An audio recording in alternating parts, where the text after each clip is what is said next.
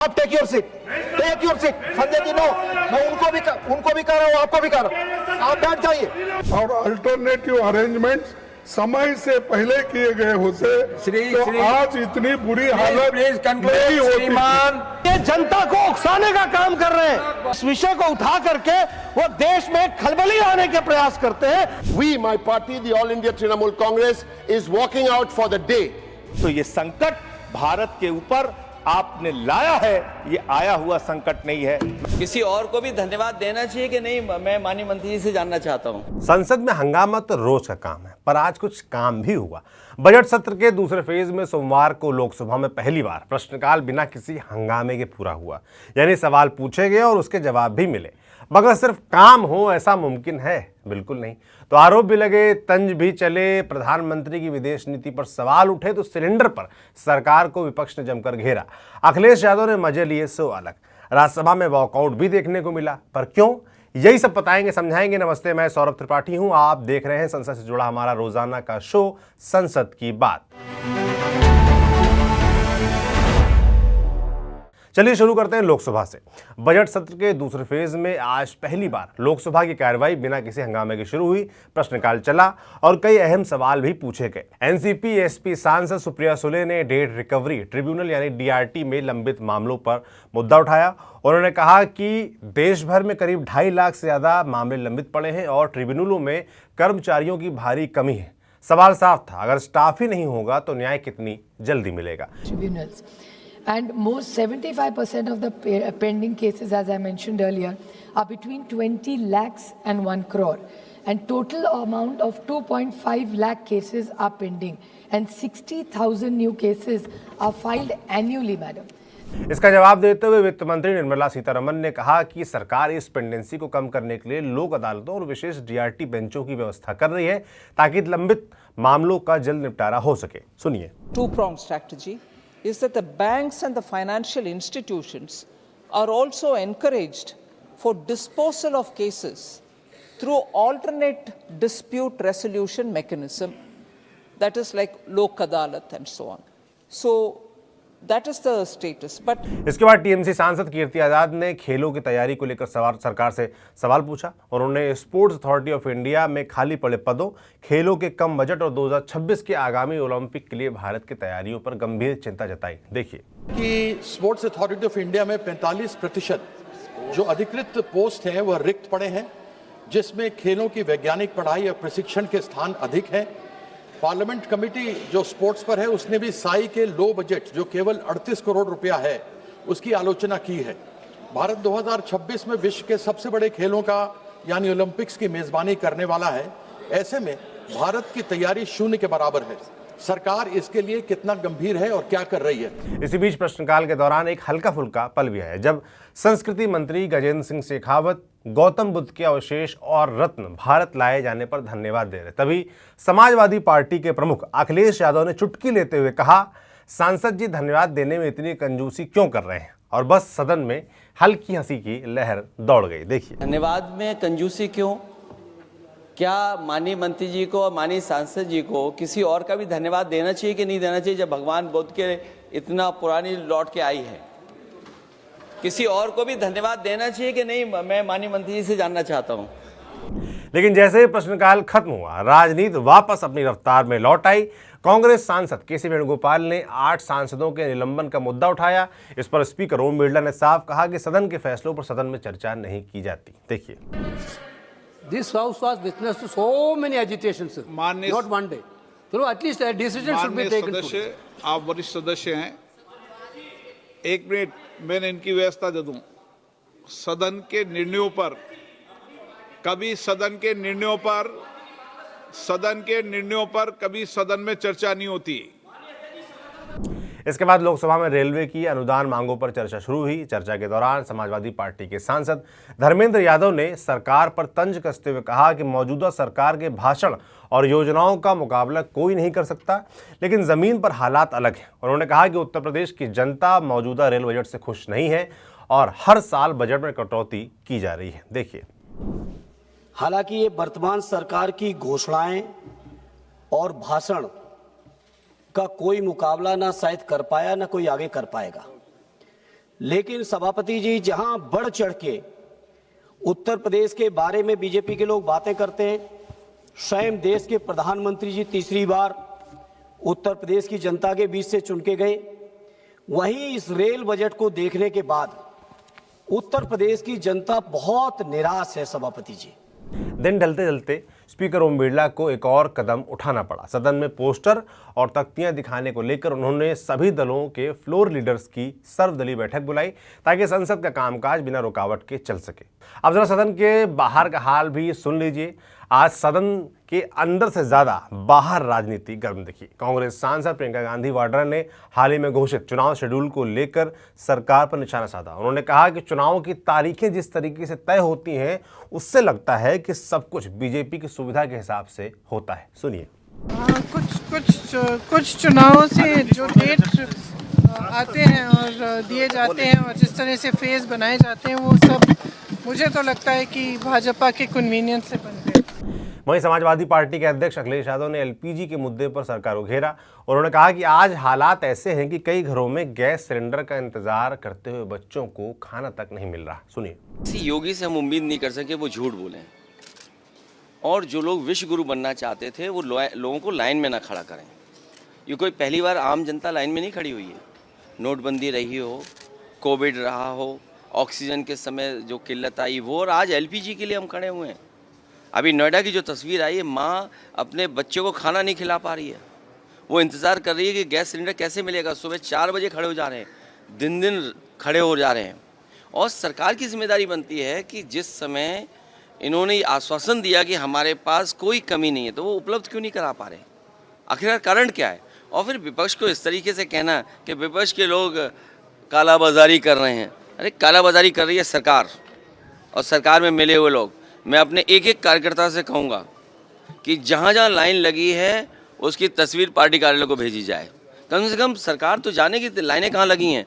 हमारे बहुत सारे साथी घबरा जाते हैं लाइन दिखाने में। कम से कम हमारी पार्टी के कार्यकर्ता जहां भी लाइन लगी होगी उसकी तस्वीर समाजवादी पार्टी कार्यालय में भेजेंगे। और इसी मुद्दे को आगे बढ़ाते हुए शिवसेना यूबीटी की राज्यसभा सांसद प्रियंका चतुर्वेदी ने भी महंगाई पर सरकार को घेरा।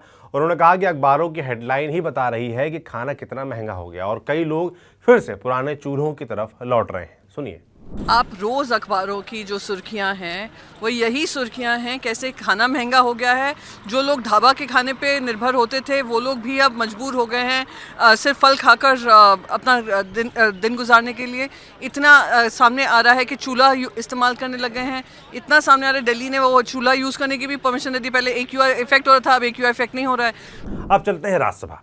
यहाँ कहानी थोड़ी उल्टी रही। जहाँ लोकसभा शाम शुरू हुई, वहीं राज्यसभा की शुरुआत वॉकआउट से हुई। 0 आवर शुरू होने से ठीक पहले टीएमसी के फ्लोर लीडर डेरेक ओब्रायन ने चुनाव आयोग के फैसले का विरोध किया। उनका आरोप था कि पश्चिम बंगाल के कई शीर्ष अधिकारियों को हटाने का फैसला गलत है। विरोध जताते हुए टीएमसी सांसदों ने पूरे दिन के लिए वॉकआउट कर दिया। देखिए। Sir, they have all the power to do it. They can also say I'm wearing a blue shirt and not a white shirt. No disturbing the house in protest against what the Chief Election Commissioner is doing. We, my party, the All India Trinamool Congress, is walking out for the day. इस पर संसदीय कार्य मंत्री किरण रिजिजू ने पलटवार किया। उन्होंने कहा कि टीएमसी और कांग्रेस संवैधानिक संस्थाओं पर हमला करने की आदत बना चुके हैं, जो ठीक नहीं है। देखिए। तृणमूल कांग्रेस और कांग्रेस पार्टी हमेशा संवैधानिक संस्थाओं को हमला करने का यह आदत बनाया हुआ है, ये ठीक नहीं है और इस सदन का समय को भी दुरुपयोग किया है। इसके बाद सदन की कार्यवाही आगे बढ़ी। कांग्रेस सांसद रंजीत रंजन ने स्कूलों में छात्राओं की बुनियादी सुविधाओं का मुद्दा उठाया। उन्होंने कहा कि कई राज्यों के स्कूलों में आज भी शौचालय, साफ पानी और सुरक्षा जैसी बुनियादी सुविधाएं नहीं हैं। उन्होंने सरकार से मांग की कि स्कूलों का राष्ट्रीय सर्वे करवाया जाए और छात्राओं के लिए सुरक्षित शौचालय सुनिश्चित किए जाएं। देखिए। लेकिन जमीनी हकीकत यह है कि कई स्कूलों में आज भी बेटियों के लिए एक साधारण सा शौचालय भी उपलब्ध नहीं है। हाल ही में एक समाचार के अनुसार छत्तीसगढ़ में 5000 से अधिक सरकारी स्कूलों में छात्राओं के लिए अलग से शौचालय नहीं है। इस स्थिति को छत्तीसगढ़ हाई कोर्ट ने भी शर्मनाक बताते हुए राज्य सरकार से जवाब मांगा है। और यह समस्या केवल एक राज्य की नहीं है। हमारे देश में स्वच्छता सुविधाओं और मासिक धन प्रबंधन की कमी के कारण हर साल लगभग 2.3 करोड़ लड़कियां स्कूल छोड़ने को मजबूर होती है। कई स्कूलों में ना तो साफ पानी है, ना साबुन है, ना ही सैनिटरी नैपकिन के सुरक्षित निपटान की व्यवस्था है। ऐसी स्थितियों में लड़कियों को पढ़ाई जारी रखने में बेहद कठिनाई होती है। कुछ राज्यों की स्थिति तो और भी चिंताजनक है। बिहार में केवल 23% स्कूलों में छात्राओं के लिए अलग से शौचालय है, जबकि उत्तर प्रदेश में मात्र 29% स्कूलों में छात्राओं के लिए शौचालय है। इसके बाद नेता प्रतिपक्ष मल्लिकार्जुन खड़गे ने पश्चिम एशिया के संघर्ष और उसके असर पर सरकार को घेरा। उन्होंने कहा कि एलपीजी की कीमतें बढ़ रही हैं, महंगाई बढ़ रही है और सरकार की विदेश नीति पर भी उन्होंने सवाल उठाए। देखिए, मतलब ये है कि सरकार को ये बात अच्छी तरह मालूम थी और स्ट्रेट ऑफ हॉर्मज के रास्ते पर संकट आने वाला है, इसीलिए एलपीजी इंपोर्ट्स एडवांस प्लानिंग और अल्टरनेटिव अरेंजमेंट्स समय से पहले किए गए होते तो आज इतनी बुरी हालत नहीं होती। आज इस पर नेता सदन जेपी नड्डा ने तुरंत जवाब दिया। उन्होंने कहा कि कांग्रेस अंतर्राष्ट्रीय संकट के समय भी राजनीति कर रही है और जनता में अनावश्यक डर फैलाने की कोशिश कर रही है। सुनिए। और इन्होंने होर्डिंग की है और ये जनता को उकसाने का काम कर रहे हैं। They are inciting the people of the peaceful people of the country. और यह बहुत ही दुर्भाग्यपूर्ण है कि ऐसी परिस्थिति में भी यह राजनीति से बाज नहीं आते हैं और उनको ऐसे क्राइसिस में देश के साथ खड़े होने के बजाय इस विषय को उठा करके वो देश में खलबली लाने के प्रयास करते हैं, देश में एक अराजकता लाने का प्रयास करते हैं। यह बहुत ही निंदनीय है। प्रश्नकाल के दौरान आम आदमी पार्टी के सांसद संजय सिंह ने जल शक्ति मंत्री सीआर पाटिल से शिकायत निवारण के आंकड़ों पर सवाल उठाया। उन्होंने कहा कि मंत्री जो आंकड़े पढ़ रहे हैं वो शायद अधिकारियों ने गलती से दे दिए हैं। देखिए, आपके माध्यम से मैं माननीय मंत्री जी से पूछना चाहता हूं और मुझे पूरा यकीन है सर कि माननीय मंत्री जी ने ये उत्तर पढ़ा नहीं, अधिकारियों ने इनको गलती से उत्तर दे दिया। मान्यवर, आपके माध्यम से मैं सदन को बताना चाहता हूं, इस उत्तर में लिखा इन्होंने आसाम में 1226 शिकायत आई, कार्रवाई 17 पे हुई, ठेकेदार 3 पे कार्रवाई हुई। बिहार इतना बड़ा प्रदेश, एक भी शिकायत आई ही नहीं, एक भी कार्रवाई हुई ही नहीं, एक भी ठेकेदार पे कार्रवाई नहीं हुई। गुजरात मान्यवर 1 शिकायत आई। इसके बाद राज्यसभा में वित्त मंत्री निर्मला सीतारमण ने अनुपूरक अनुदान मांगों का प्रस्ताव पेश किया। चर्चा की शुरुआत में कांग्रेस सांसद शक्ति सिंह गोहिल ने प्रधानमंत्री की विदेश नीति पर तंज कसते हुए कहा कि भारत की नीति हमेशा गुटनिरपेक्ष रही है, तो फिर जरूरत क्या थी इजराइल जाने की। देखिए, आपका सबसे बड़ा सप्लाई चेन ईरान के पास से गुजरता है। आपको क्या हरमोज में आपको पता था कि हमारे लिए इंपॉर्टेंट है? आपको क्या जरूरत थी जब ऐसा माहौल था? आपको पता नहीं है, आपका विषय नहीं है। इस टिप्पणी के बाद सदन का माहौल थोड़ा गर्मा गया। हालात ऐसे बने कि उपसभापति हरिवंश नारायण सिंह को खुद खड़े होकर सांसदों को शांत करवाना पड़ा। अब take your seat, take your seat. Sanjay ji, no, मैं उनको भी कह रहा हूं, आपको भी कह रहा हूं, आप बैठ जाइए। मैं आई विल नेम यू, मैं नहीं चाहता, उनको भी कहा और आपको भी कहा, आप वो गुस्सा मत, प्लीज प्लीज प्लीज। नहीं, ये क्या तरीका है साहब? मैं सबको बोल रहा हूं और आप हर बीच बैठ करके आप बोलते जाएंगे हर बीच, ये क्या तरीका है? माननीय शक्ति सिंह गोहिल जी, मैं सबको रोक रहा हूं। प्रमोद जी, कोई आप सबसे आप फिर आप टिप्पणी कर रहे हैं, उधर से चुप है, क्या तरीका है? कभी भी बैठकर सीट पर बोलना क्या तरीका है? बैठिए सबसे प्लीज। अभी तो कोई नहीं बोल रहा, अभी तो कोई नहीं बोल रहा, आप बैठ जाइए। इसके बाद आम आदमी पार्टी के सांसद राघव चड्ढा ने अप्रोप्रिएशन बिल 2026 पर चर्चा करते हुए एक अलग मुद्दा उठाया। उन्होंने कहा कि शादीशुदा जोड़ों को आयकर रिटर्न अलग अलग या संयुक्त रूप से दाखिल करने का विकल्प दिया जाना चाहिए। साथ ही उन्होंने आर्म फोर्सेस की डिसेबिलिटी पेंशन पर टैक्स हटाने की भी मांग की। सुनिए। लाइटर नोट, ज्यादा लोग शादियां करेंगे ताकि वे इस इनकम टैक्स सेविंग का फायदा उठा सकें। सर, इंटरनेशनल कंपैरिजन मैं करना चाहूंगा। यूनाइटेड स्टेट्स, जर्मनी, फ्रांस जैसे देशों में जॉइंट आईटीआर का सिस्टम लागू है। सर, हमारा इनकम टैक्स स्ट्रक्चर कंपनियां रिकॉग्नाइज करता है, पार्टनरशिप रिकॉग्नाइज करता है, कॉर्पोरेशन रिकॉग्नाइज करता है, यहां तक कि हिंदू अनडिवाइडेड फैमिली को एज एन एसएससी रिकॉग्नाइज करता है। लेकिन हमारे समाज का मोस्ट फंडामेंटल इकोनॉमिक यूनिट, एक न्यूक्लियर फैमिली, पति पत्नी को as one single economic unit recognise नहीं करता, जो करना चाहिए। Sir, my second submission is I propose remove tax on disability pension on armed forces. और फिर बारी आई आम आदमी पार्टी के सांसद संजय सिंह की। उन्होंने सीधे प्रधानमंत्री पर आरोप लगाते हुए कहा कि देश में जो संकट है वो आया नहीं है बल्कि लाया गया है। उनका कहना था कि ईरान पर हमलों को लेकर सरकार की चुप्पी ने हालात और बिगाड़ दिए हैं। सुनिए।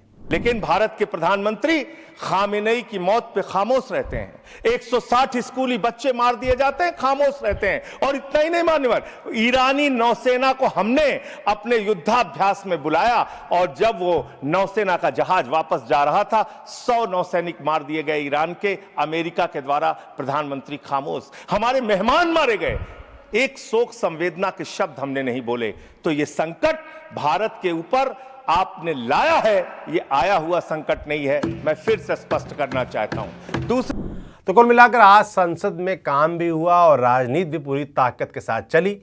अब इन सब पर आपकी क्या राय है, कमेंट बॉक्स से लिखकर जरूर बताएं। आपके हिसाब से कौन से और मुद्दे हैं, जो आपके मुद्दे हैं आपको लगता है वो उठाए जाने चाहिए संसद में, वो भी कमेंट बॉक्स में लिखकर जरूर बताएं। बाकी मैं सौरभ त्रिपाठी आपके लिए रोज संसद में जो भी घट रहा है ऐसे ही लाता रहूंगा। इस स्क्रिप्ट को लिखा था हमारे साथी तरुण ने, कैमरे के पीछे सुधांशु हैं। शुक्रिया।